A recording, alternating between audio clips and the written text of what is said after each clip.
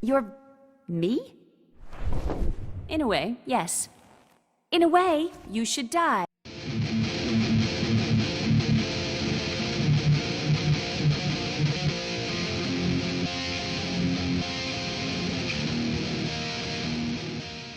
Welcome to CYSZ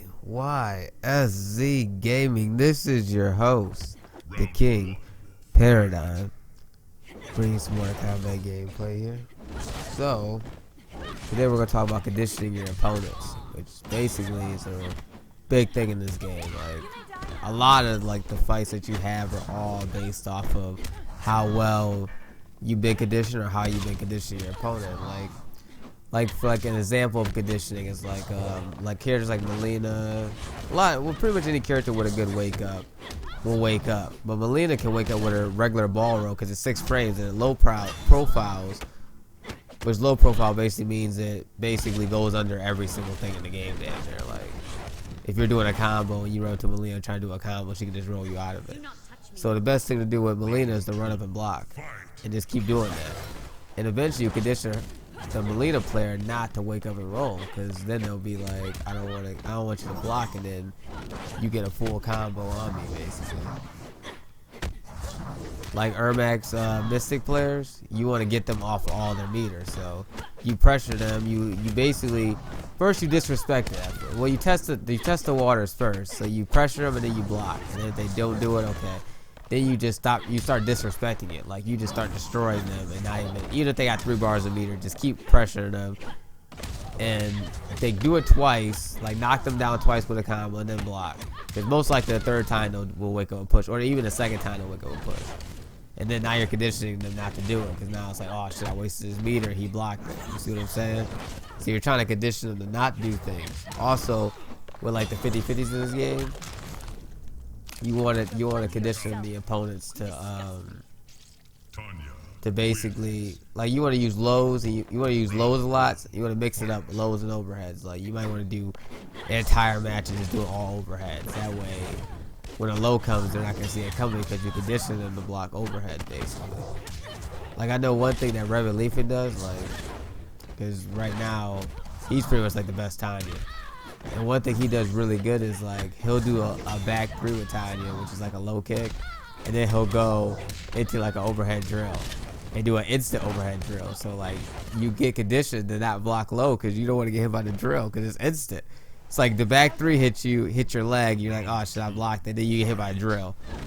And you keep getting hit by the drill, it's actually conditioning. And like I'll be fighting him and I'll be like, fuck, he's conditioning me so well right now. Like I don't want to block low and then I get opened up. You see that? Those instant drills, like then you stop blocking low because you're like, I want to keep getting hit by these instant drills. So I mean, it's just kind of funny.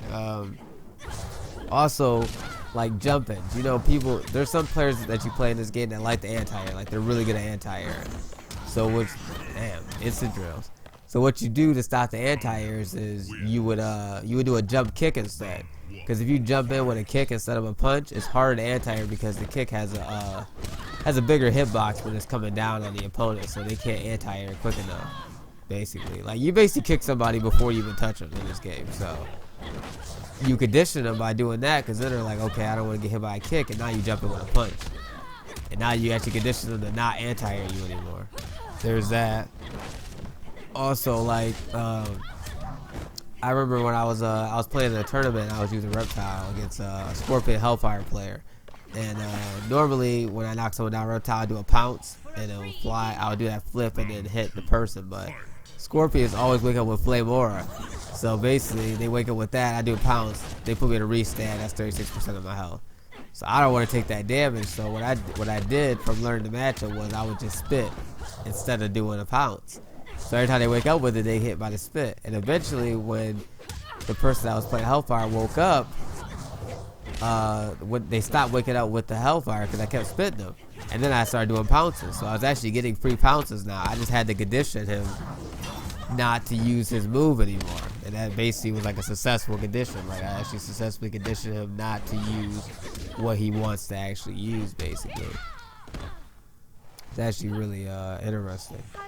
Also, it's like Sonic Fox had conditioned drag. I think it's in the last video where he did the forward 3. He didn't even really condition him yet. He just knew that he was gonna block a certain way in the pattern, basically. So then he basically just did the forward 4 with the knee and then the teleport, since drag was gonna be sitting down.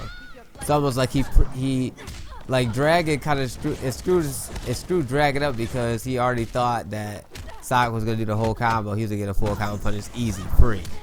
But Sonic Fox already knew that he was gonna basically duck it, so he got that free punish. He got that free basically mix up.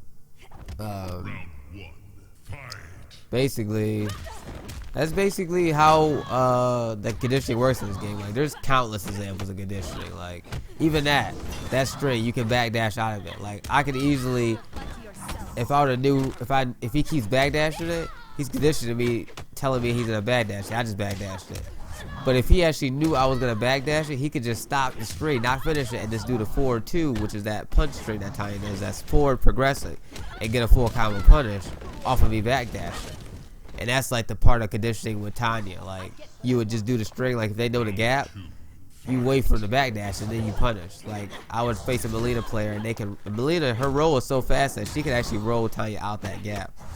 So it's really bad for Tanya. So what you do is you do the string, but you don't finish the string, and then you block. Like, I do the first 2 kicks and won't do the fire blast, and then Melina, she'll end up just doing a roll. I block it. Now I get a full combo on her.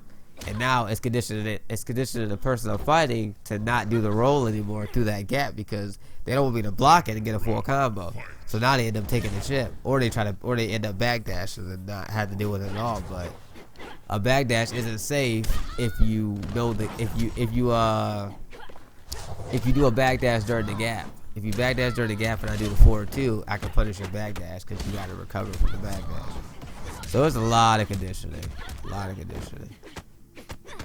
Another thing of conditioning is when, like, you're fighting Liu Kang and he does his back 2 and he keeps hitting you with that overhead. Like, eventually you block low. Like, even Silvereye says, though, you should just take the back 2, because like when he goes into like his low kick combo, like, that's like too much damage. Like, you might as well just take the back 2. Even with Katana, like, she can condition you. I think those characters specifically, I think they're set up 50-50 characters, because you gotta condition people. Like, people say, oh, they don't have any mix-ups. They have mix-ups. They got overheads and lows, but you just gotta condition it. You can't just go and be like overhead low and like other characters that are 50-50. It's like with Liu Kang and Katana, you're conditioning. They're really around conditioning, how will you condition your opponent to where they block high. If you can get to the block high and get open up for the low for 52%, 40% Katana combos, 49%, then you basically condition your opponent well, because any normal man would just block the overhead that's only 9% instead of taking 40% damage, basically, because they didn't block low, you know. So hope this video helps some people on conditioning in this game. I didn't really have much gameplay on. Well, I guess every game, basically every match you watch in this game is like conditioning. Like, you'd have to just break it down. But anyways, if you like the video, give it a like, subscribe. We make videos every day. Comment your thoughts on it, and enjoy the rest of the gameplay.